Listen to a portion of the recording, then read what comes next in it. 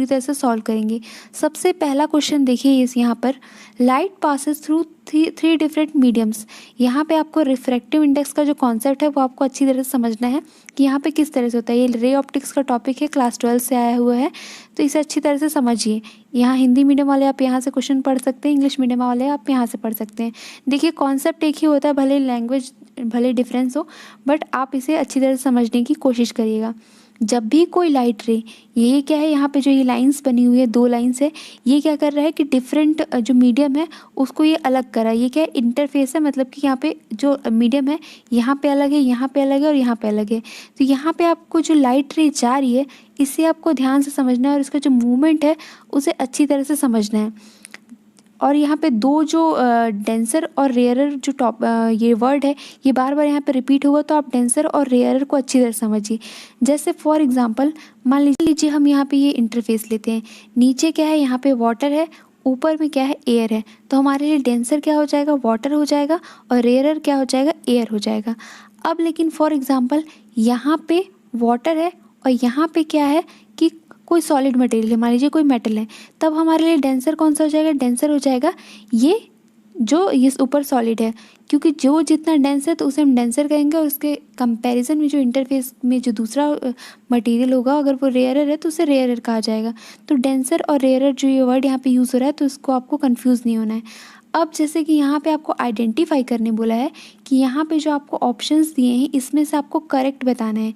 आप देखिए जैसे पहला जो ऑप्शन है उसे पढ़िए, medium 1 has the lowest refractive index. आपको यहाँ पे क्या करना है, जितने भी ऑप्शंस दिए हुए हैं उन्हें चेक करना है। तो यहाँ पे पूछा है कि 1 has the lowest refractive index, इसका जो राइट आंसर है वो है option number B. Ray optics का ये टॉपिक है, इसे आपको अच्छी तरह से क्लियर रखना है।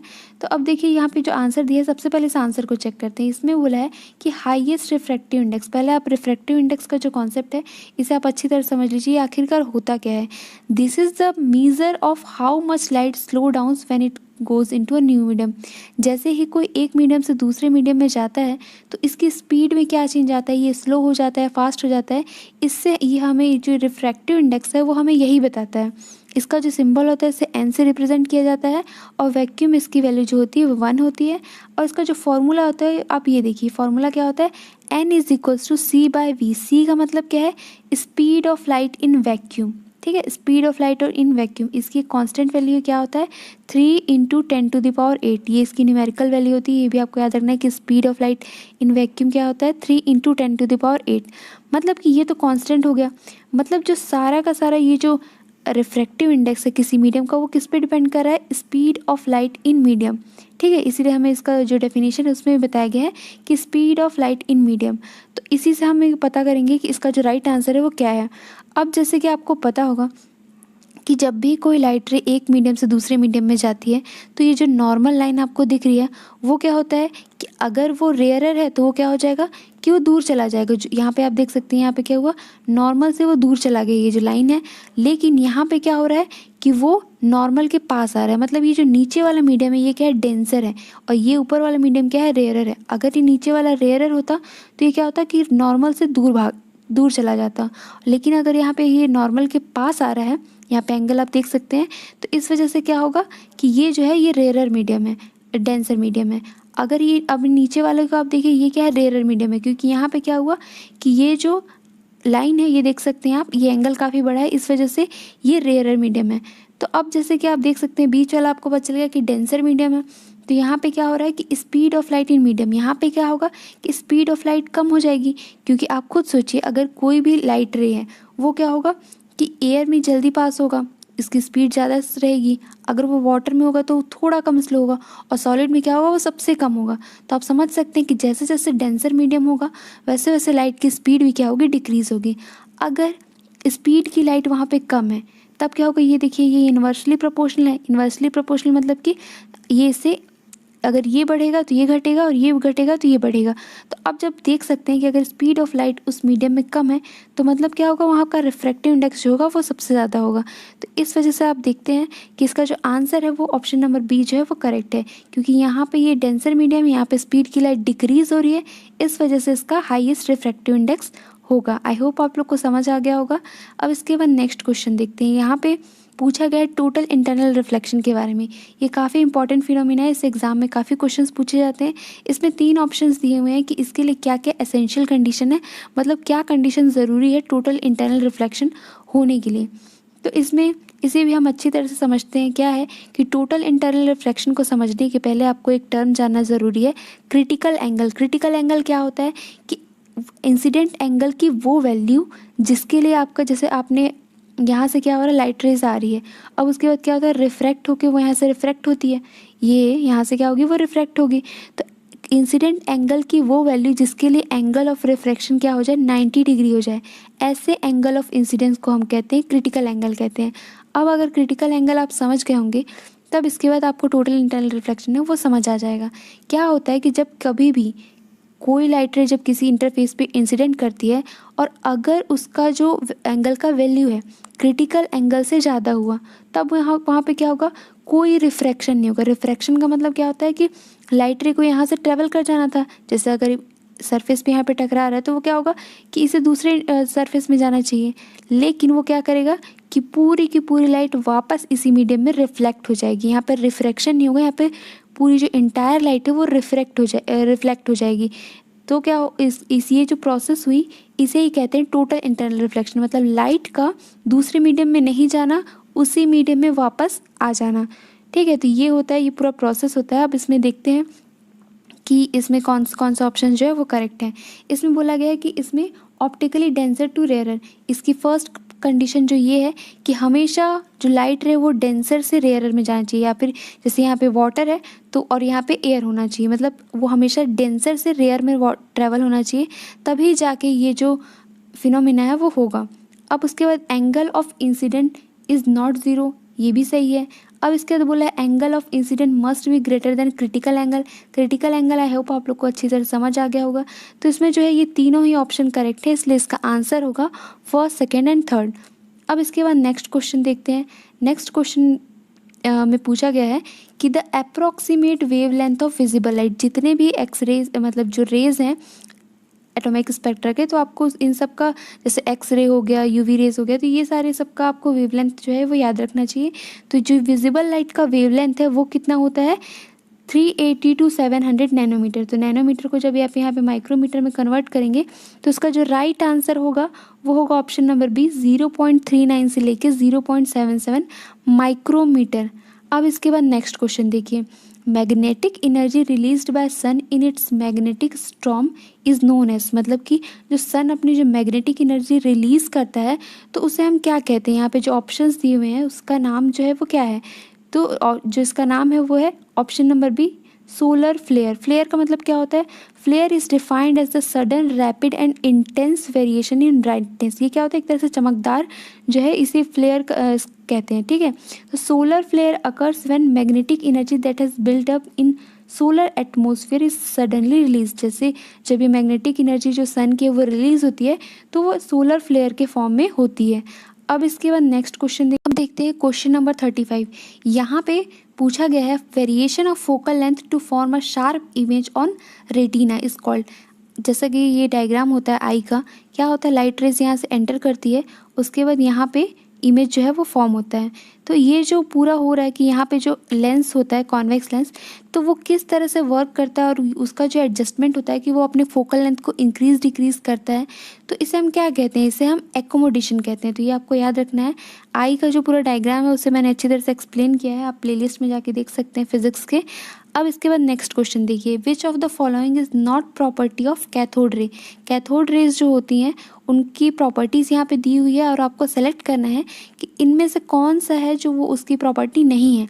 तो इसका जो राइट आंसर है वो है option number D, this rays material cool, मतलब कि ये क्या करते हैं, मटेरियल को कूल कर देते हैं जिस पे भी इस रेज को, जैसे फॉर एग्जांपल इस सरफेस है और यहाँ पे हमने कैथोड रेज यहाँ पे स्ट्राइक कराई तो ये क्या कर देगा, सरफेस को ठंडा कर देगा। तो ये इसके बारे में गलत है, बाकी सारी चीज़ें इसमें सही है, क्योंकि कैथोड रे जो होते हैं इनविजिबल होते हैं और वो स्ट्रेट लाइन में ट्रेवल करते हैं। इसके बाद ये कि आयोनाइज कर सकते हैं गैसेस को। उसके बाद देखिए ये पेनिट्रेट कर सकते हैं मेटल फॉइल को, क्योंकि इससे कई एक्सपेरिमेंट्स में भी यूज़ किया जाता है इसका। कैथोड रे पोजेस, इनमें काइनेटिक एनर्जी भी पाई जाती है, तो इसलिए सारे ऑप्शन जो है वो सही है ऑप्शन नंबर डी को छोड़ के। अब इसके बाद नेक्स्ट क्वेश्चन देखते हैं। इसमें पूछा गया to make powerful magnet the material used. अब यहाँ पे पूछा गया कि पावरफुल मैग्नेट बनाने के लिए कौन सा मटेरियल यूज़ किया जाता है, तो ये इसका ऑप्शन नंबर ए आंसर सही है, एल्निको। ये 3 मेटल का कॉम्बिनेशन है, एल्यूमिनियम, निकल और कोबाल्ट। तो ये जो होते हैं ये स्ट्रॉन्ग मैग्नेट बनाने के लिए, इसमें जो फेरोमैग्नेटिज्म होता है इसका काफ़ी हाई होता है, इसलिए इसका यूज़ किया जाता है। और ये 12th मैग्नेटिक चैप्टर का क्वेश्चन है, तो ये आपको याद रखना है कि पावरफुल मैग्नेट बनाने के लिए किसका यूज़ किया जाता है, एल्निको। अब इसके बाद नेक्स्ट क्वेश्चन देखते हैं। इसमें पूछा गया है इलेक्ट्रिक करंट यहाँ पे जो है यहाँ पे फ्लो हो रहा है, उसके बाद जो यहाँ पे मैग्नेटिक फील्ड्स बनी है तो इनका डायरेक्शन पूछा जा रहा है कि ये किस तरह का होगा। ठीक है, तो आप ये देखिए कि यहाँ पे पहले तो आपको बता दिया गया कि यहाँ पे डाउनवर्ड, इसमें कैसे निकालते हैं, आपने कई सारे रूल पढ़ा होगा, थंब रूल, स्क्रू रूल, ये टाइप के जो रूल्स होते हैं, क्लॉकवाइज एंटी क्लॉकवाइज, ये सारे रूल्स आपने अपने स्कूल टाइम पे पढ़ा होगा। तो इसमें क्या है, सबसे सिंपल जो आपको यूज़ करना है, क्या करेंगे आप कि यहाँ पे आपको दे दिया है कि डाउनवर्ड, मतलब कि यहाँ से वो एंटर हो रहा है और नीचे वो डाउनवर्ड जा रहा है। तो आप इसमें कैसे निकालेंगे, आप अपना जो थंब है, थंब को आप यहाँ पे रखिए। ठीक है, थंब को आप यहाँ रखेंगे और जिस डायरेक्शन में आपकी फिंगर्स जो है वो रोटेट हो रही है, तो उस डायरेक्शन में ही क्या होगा, आपका मैग्नेटिक फील्ड। तो आप अगर आप यहाँ पे थंब रखेंगे तो क्या होगा कि ये आपको क्लॉकवाइज दिखेगा, तो इसका जो राइट आंसर है वो क्लॉकवाइज है। अगर फॉर एग्जांपल यहाँ पे डाउनवर्ड की जगह अगर अपवर्ड दिया होता तो आप क्या करते, अपना जो थंब है उसे अपवर्ड रखते तो क्या होता, आपका जो फिंगर्स है वो यहाँ पे एंटी क्लॉकवाइज होता है, तो इसका जो राइट आंसर होता है वो एंटी क्लॉकवाइज होता है। एंटी क्लॉकवाइज को ही काउंटर क्लॉकवाइज भी कहा जाता है, तो इस तरह से इसके पीछे रीज़न होता है। अब इसके बाद नेक्स्ट क्वेश्चन देखते हैं। क्वेश्चन नंबर 39 है, ये करंट इलेक्ट्रिसिटी चैप्टर से पूछा गया है। अब इसे हम सबसे सॉल्व करेंगे। तो सबसे पहले जब आप कोई न्यूमेरिकल सॉल्व करते हैं तो उसमें जो न्यूमेरिकल वैल्यूज़ दी होती है उसे आपको लिख लेना चाहिए। जैसे वोल्टेज यहाँ पे दिया हुआ है 220, उसके बाद यहाँ पे आई जो है वो दिया हुआ है 9 एम्पियर, ये फ्यूज़ है। उसके बाद यहाँ पे पूछा गया है कि maximum number of 60 volt bulb that जो कि पैरेलल में हम इसे ऑपरेट कर सकते हैं सेम टाइम पे। तो अब इससे पता चल गया कि आपको 220 यहाँ पे वोल्टेज दिया हुआ है, 9 एम्पियर यहाँ पे आई की वैल्यू दी हुई है। तो आपको पता है कि पावर इज इक्वल्स टू क्या होता है, V इंटू आई। तो आप पहले टोटल पावर जो है वो फाइंड आउट कर लीजिए। जो V कितना है यहाँ पे 220 है, 220 को आप मल्टीप्लाई करेंगे 9 से, तो फिर आपको टोटल पावर जो है आप निकाल लेंगे। तो इसे सॉल्व करते हैं।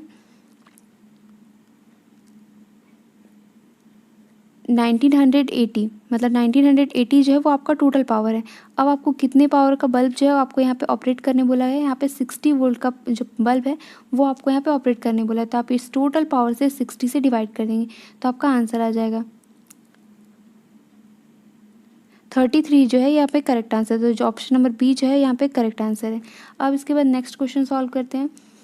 इसके बाद नेक्स्ट क्वेश्चन जो है ये भी यहाँ पे न्यूमेरिकल क्वेश्चन है और ये भी करंट इलेक्ट्रिसिटी से ही पूछा गया है। तो यहाँ पे पूछा गया है कि 220 जो है यहाँ पे वोल्टेज दिया हुआ है वो, और बोला है कि 5 लीटर जो है 5 मिनट में यहाँ पे ये बॉईल कर रहा है। उसके बाद यहाँ पे वोल्टेज जो है वो चेंज कर दिया गया है, 110 कर दिया गया है, और पूछा गया है कि सेम अमाउंट ऑफ जो लीटर है तो वो कितने देर में बॉईल करेगा। यहाँ पे आपको टाइम निकालना है। तो यहाँ पे इसे हम सॉल्व करते हैं। जैसे कि आपको पता होगा कि हीट का जो फॉर्मूला होता है वो क्या होता है, V² R/T। ठीक है, इस तरह का फॉर्मूला होता है, मतलब कि heat is equals to V², V मतलब वोल्टेज, R मतलब रेजिस्टेंस। इसलिए आप जब इसमें टाइम एंड वोल्टेज का जब रिलेशन क्रिएट करेंगे तो क्या हो जाएगा कि जब आप इसे इधर ले जाते हैं तो क्या हो जाएगा कि वोल्टेज और ये जो दोनों है इन्वर्सली प्रोपोर्शनल हो जाएंगे। मतलब कि T1/T2 is equals to V2 का स्क्वायर बाय V1 का स्क्वायर। इस टाइप से क्या हो जाएंगे, इन्वर्सली, जस्ट अपोजिट। तो आप सारी वैल्यूज़ को जब सब्स्टिट्यूट करेंगे तो T1 यहाँ पे दिया हुआ है 5 मिनट, T2 जो है आपको निकालना है। उसके बाद यहाँ पे जो V2 है, V2 कितना है 110, और नीचे में कितना दिया है कि 220, मतलब कि ये V1 है। तो अब जब इसे आप सॉल्व करेंगे तो क्या होगा, यहाँ पे स्क्वायर लगाना है आपको, 2 का स्क्वायर हो जाएगा 4 जब आप इधर ले जाएंगे और T इधर ले जाएंगे तो T is equals to 20 minutes जो है वो आपका आंसर आ जाएगा। तो आपको जो फॉर्मूलाज है जितने भी करंट इलेक्ट्रिसिटी के वो आपको याद रखना है, क्योंकि ये जो फॉर्मूलाज होते हैं इससे काफ़ी न्यूमेरिकल पूछे जाते हैं, तो ये आपको बनना चाहिए। अब इसके बाद नेक्स्ट क्वेश्चन देखते हैं। यहाँ पे पूछा गया है what is the unit of measure of electrical pressure of EMF। ठीक है, इलेक्ट्रोमोटिव फोर्स को शॉर्ट में EMF बोलते हैं। तो इसका यूनिट पूछा गया है। यूनिट से भी काफ़ी सारे क्वेश्चन आए हुए हैं, तो ये आपको याद रखना है कि इसका यूनिट क्या है, इसका यूनिट है वोल्ट। EMF जहाँ पे आ गया, ठीक है, EMF हो वोल्टेज हो दोनों का यूनिट वोल्ट होता है। अब इसके बाद नेक्स्ट क्वेश्चन देखिए, क्वेश्चन नंबर 42। इसमें पूछा गया है विच of the following determines total power in a series circuit. Series और पैरेलल दो कॉम्बिनेशन होते हैं, तो इसमें पूछा गया है कि टोटल पावर कैसे निकालेंगे। तो क्या होगा कि इसमें ऑप्शन नंबर ए करेक्ट है, source voltage multiplied by the current. मतलब जैसे हम पहले भी न्यूमेरिकल में पढ़ चुके हैं, क्या है कि वोल्टेज इनटू करंट क्या होता है, पावर होता है। तो इसलिए ऑप्शन नंबर ए जो है वो करेक्ट है। अब इसके बाद नेक्स्ट क्वेश्चन देखिए, क्वेश्चन नंबर 43। इसमें पूछा गया है a current I flows along the length of infinitely long straight thin walled pipe. मतलब यहाँ पे जैसे ये पाइप है, इसकी लेंथ क्या है, इनफाइनाइट है। अब इसमें ये थिन बोला है, मतलब कि ये जो इसका अंदर का डायमीटर है ये काफ़ी कम है। इसमें अब देखेंगे कि ऑप्शन कौन सा ऑप्शन इसमें सही है। इसमें पूछा है कि मैग्नेटिक फील्ड जो है वो कहाँ ज़ीरो होगा। तो आपको पता होना चाहिए कि किसी भी कंडक्टर के अंदर क्या होता है कि मैग्नेटिक फील्ड ज़ीरो होता है। तो इसलिए ऑप्शन नंबर सी जो है वो करेक्ट है, magnetic field at any point inside the pipe is zero. अब इसके बाद नेक्स्ट क्वेश्चन देखते हैं। इसमें पूछा गया है a bar magnet is divided into two pieces, which of the following statement is correct. मतलब कि जैसे एक बार मैग्नेट है, उसे हम बीच से कट कर देते हैं, तो क्या होगा इससे। अब ऑप्शंस को चेक करते हैं। द बार डीमैग्नेटाइज, यहाँ पे जो राइट आंसर है वो option number D, two bar magnets are created. जैसे अगर हम किसी भी मैग्नेट को ऐसे ब्रेक कर देते हैं तो क्या हो जाता है, दोनों सेपरेट मैग्नेट जो है वो बन जाएंगे। अब इसके बाद नेक्स्ट क्वेश्चन देखिए, question number 45। The world's most abundant fossil fuel. World में सबसे ज़्यादा अमाउंट में कौन सा फॉसिल फ्यूल पाया जाता है, जीवाश्म ईंधन। तो इसका जो राइट आंसर है वो है ऑप्शन नंबर सी, कोल। कोल इसका करेक्ट आंसर है, ठीक है, कोल इसका करेक्ट आंसर है।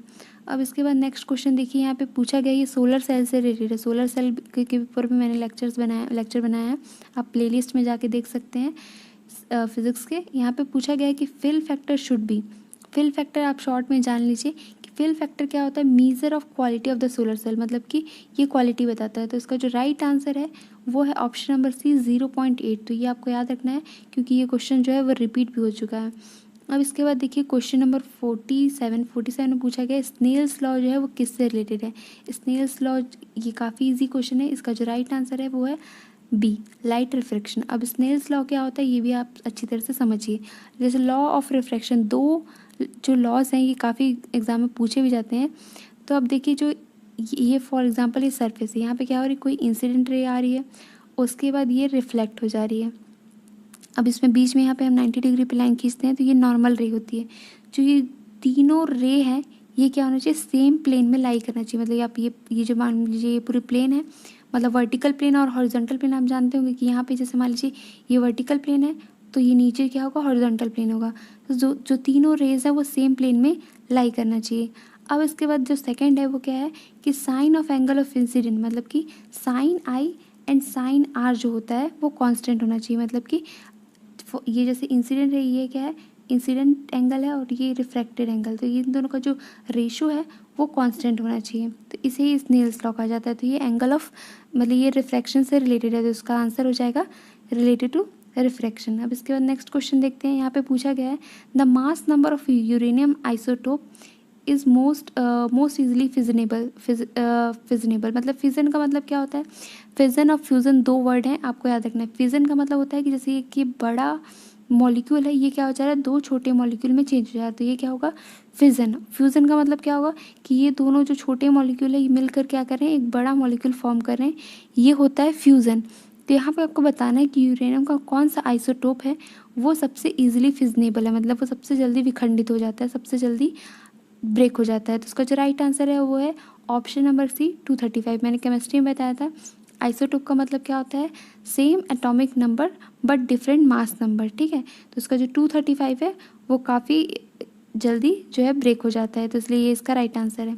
अब इसके बाद नेक्स्ट क्वेश्चन देखते हैं। ये पूछा गया है, ये रे ऑप्टिक्स का क्वेश्चन है, क्लास 12 से पूछा गया है। इसमें पूछा गया है कि फोकल लेंथ जो है दी हुई है वो 10 सेंटीमीटर। पहले तो आपको यहाँ पे ये समझना है कन्वर्जिंग लेंस क्या होता है, क्योंकि अगर कन्वर्जिंग लेंस आप ये नहीं समझ पाए कि ये कॉन्वेक्स बोल रहा है या कॉन्केव बोल रहा है तो आगे का क्वेश्चन आप सॉल्व ही नहीं कर पाएंगे।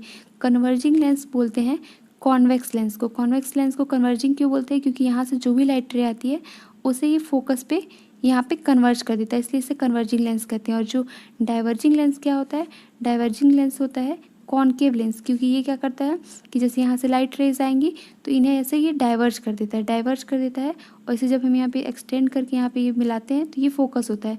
तो इसने क्या किया, ये डाइवर्ज कर देता है, इसलिए इसे डाइवर्जिंग लेंस कहते हैं, कॉन्वेक्स को कहते हैं कन्वर्जिंग लेंस। तो अब अगर आपको पता चल जाएगा ये कन्वर्जिंग लेंस है तो उसके बाद आप न्यूमेरिकल सॉल्व करेंगे।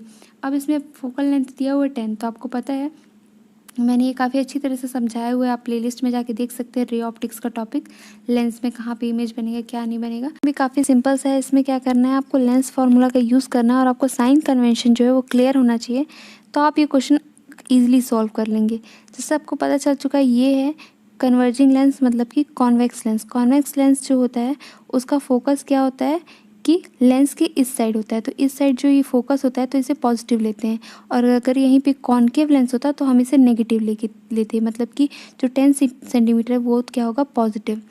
अब उसके बाद दिया है यहाँ पे वर्चुअल इमेज का डिस्टेंस दिया है। वर्चुअल इमेज को क्या लेते हैं हम नेगेटिव लेते हैं, और अगर यहीं पे रियल इमेज का होता है वर्चुअल मतलब कि इमेज इस साइड बनेगा, जितने भी इस साइड के डिस्टेंस होते हैं फ्रंट के उसे हम नेगेटिव लेते हैं, और ये अगर लेंस के बाद जो डिस्टेंस है यहाँ पे हम सारे पॉजिटिव लेते हैं। तो अब क्या है यहाँ पे वर्चुअल बोला है मतलब आप 20 को जो है नेगेटिव लेंगे। अब यहाँ पे बोला है ऑब्जेक्ट डिस्टेंस जो आपको निकालना है, मतलब ऑब्जेक्ट डिस्टेंस क्या है वो ऑटोमेटिकली नेगेटिव ही आएगा, क्योंकि जो ऑब्जेक्ट डिस्टेंस होता है वो इस साइड होता है, मिरर के जो ये लेंस है इसके फ्रंट में होता है, तो इसलिए ये तो नेगेटिव ही होता है। तो आइए इसे सॉल्व करते हैं, अच्छी तरह से इसे समझिएगा कि इसका फॉर्मूला क्या होता है 1/v minus 1/u is equals to 1/f। ये है आपका लेंस फार्मूला। अब इसमें क्या करना है वैल्यू सब्स्टिट्यूट कर दे रही है विथ साइन कन्वेंशन। v की वैल्यू यहाँ पे दी हुई है -20 मतलब कि 1/-20, उसके बाद -1/u, और यहाँ पे f जो होगा पॉजिटिव होगा मतलब 1/10। तो यहाँ पे क्या आप क्या करेंगे ये जो -20 है इसे उस साइड ले जाके ऐड अप कर देंगे, तो यहाँ पे क्या हो जाएगा 1/10 प्लस 1/20। अब आप इसे ऐड कर दीजिए, ऊपर में क्या हो जाएगा कि 3 हो जाएगा, तो यहाँ पे हो गया 1/u इज इक्वल्स टू 3/20। अब आपको अगर u की वैल्यू निकालनी है तो आपको क्या करना पड़ेगा रेसिप्रोकल करना पड़ेगा, तो आप 20/3 करिए। तो अभी आप जब इसे डिवाइड करेंगे तो क्या हो जाएगा कि 3 6 18 6 पॉइंट 6 पॉइंट, अब यह 6 पॉइंट तो एक ही आंसर है, तो आप इस बी को डायरेक्टली टिक लगा सकते हैं। तो इस तरह से आप इसे सॉल्व करेंगे। अब ये क्या है नेगेटिव आया है, तो ये ऑटोमेटिकली जो ऑब्जेक्ट डिस्टेंस होता है वो नेगेटिव आता है, तो इस तरह से आप इसको सॉल्व कर सकते हैं। अब इसके बाद नेक्स्ट क्वेश्चन नंबर 50, ये डीसी मोटर से क्वेश्चन पूछा गया है।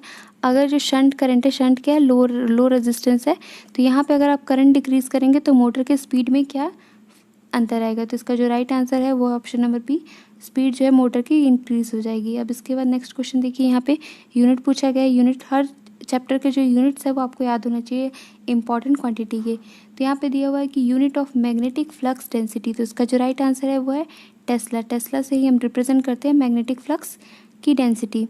अब इसके बाद नेक्स्ट क्वेश्चन देखिए, क्वेश्चन नंबर 52, यहाँ पे पूछा गया है a filament lamp is, filament lamp जो है वो क्या है, तो ये नॉन ओहमिक है, option number B is the correct answer.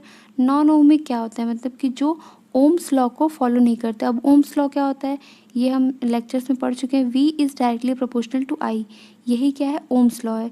तो जब यहाँ पे आप ये प्रोपोर्शनल का साइन हटाते हैं तो आप क्या करेंगे कि यहाँ पे R लगा देंगे, प्रोपोर्शनल की जगह R लगा देंगे, मतलब V is equals to IR, यही जो है ओम्स का लॉ है।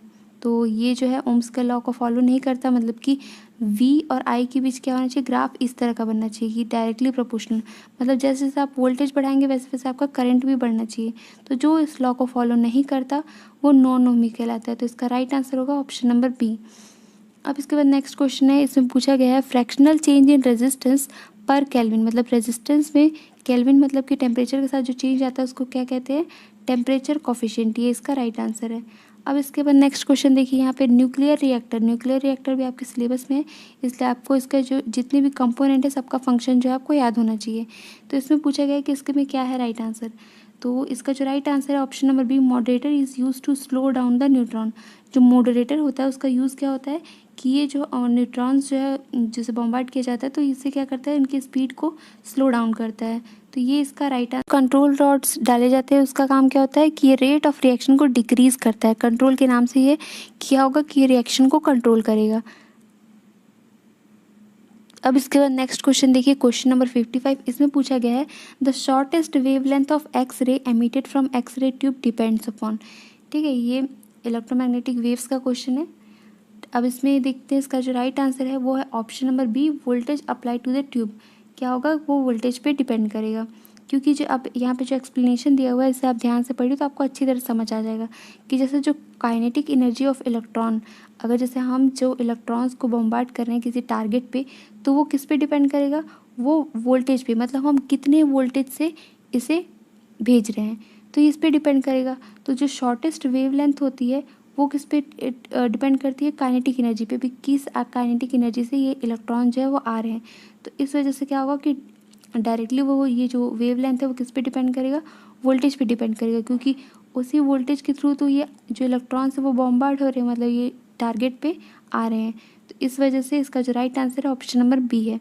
अब इसके बाद नेक्स्ट क्वेश्चन देखते हैं। यहाँ पे पूछा गया है न्यूक्लियर फ्यूज़न। इसे मैंने ऑलरेडी बता चुका है कि फिज़न और फ्यूजन क्या होता है। फ्यूजन मतलब क्या होता है कि टू स्मॉल जो एटम्स है वो मिलकर एक बड़ा जो मॉलिक्यूल बनाते हैं, और जो फ्यूजन मतलब क्या होता है कि वो ब्रेक होते हैं, एक बड़ा जो मॉलिक्यूल है वो दो छोटे मॉलिक्यूल में ब्रेक होता है।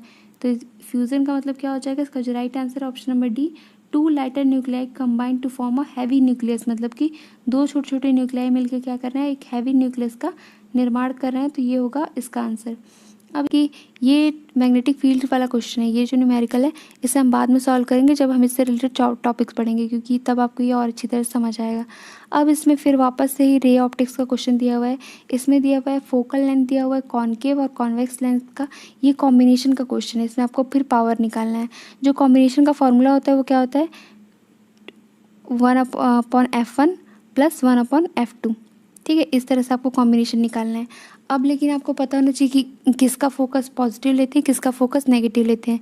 तो जैसा कि मैंने ऑलरेडी बताया कि जो कॉन्वेक्स लेंस होता है उसका जो फोकस होता है उसे क्या लेते हैं, उसका फोकस हम पॉजिटिव लेते हैं, और कॉनकेव का नेगेटिव लेते हैं। इसमें क्या करना है कि सिर्फ साइन कन्वेंशन के साथ फॉर्मूला में सब्स्टिट्यूट करना है। जैसे यहाँ पे कॉन्वेक्स लेंस है तो इसका क्या हो जाएगा, पॉजिटिव, मतलब कि 1/40।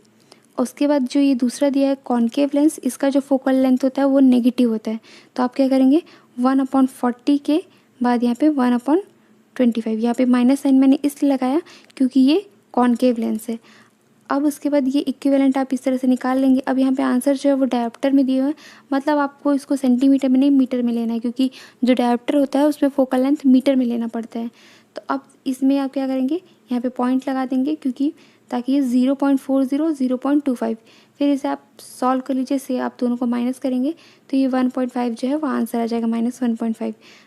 इसे आप सॉल्व करके उसको रेसिप्रोकल कर लीजिएगा। एफ़ की वैल्यू जो अब निकालेंगे तो ये इजीली निकल जाएगा। यहाँ पे मैं सॉल्व नहीं कर रही हूँ। क्वेश्चन यहाँ पे एपरेचर डायमीटर और एक्सपोजर टाइम के बारे में पूछा गया है। तो इसके बीच, इन दोनों के बीच जो रिलेशन होता है एक्सपोजर टाइम और जो डायमीटर के बीच का रिलेशन कुछ इस तरीके का होता है कि ये d²। ठीक है, इस रिलेशन से अगर आप सॉल्व करेंगे तो कैसे होगा कि जैसे E1/E2 is equals to D2 का स्क्वायर बाय D1 का स्क्वायर। ठीक है, अब क्या करना है, इसको आपको सारी वैल्यू जो है सब्स्टिट्यूट कर देनी है। आपको पूछा है कि एक्सपोजर टाइम शुड बी, मतलब एक्सपोजर टाइम जो है वो कितना चेंज हुआ।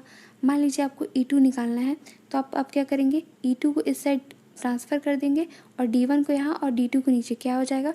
तो आप फिर इस तरह से सॉल्व कर सकते हैं कि यहाँ पे जैसे कि E1 आपने लिखा और यहाँ पे क्या लिखा, D1 का स्क्वायर, और यहाँ पे आपने D2 का स्क्वायर लिख दिया।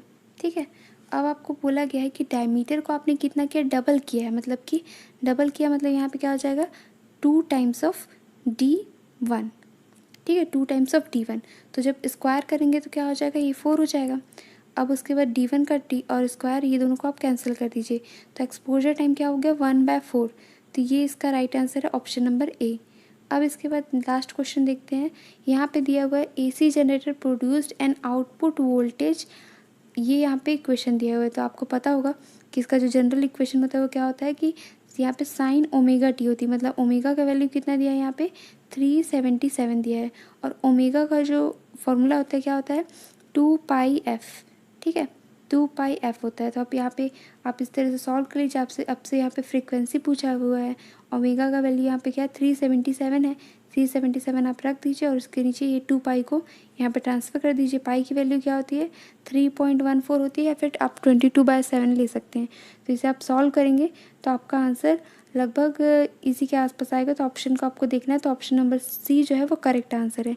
तो यहाँ एवरीवन इस वीडियो में इतना ही। हमने 2017 का भी फिज़िक्स जो है वो सॉल्व कर लिया है।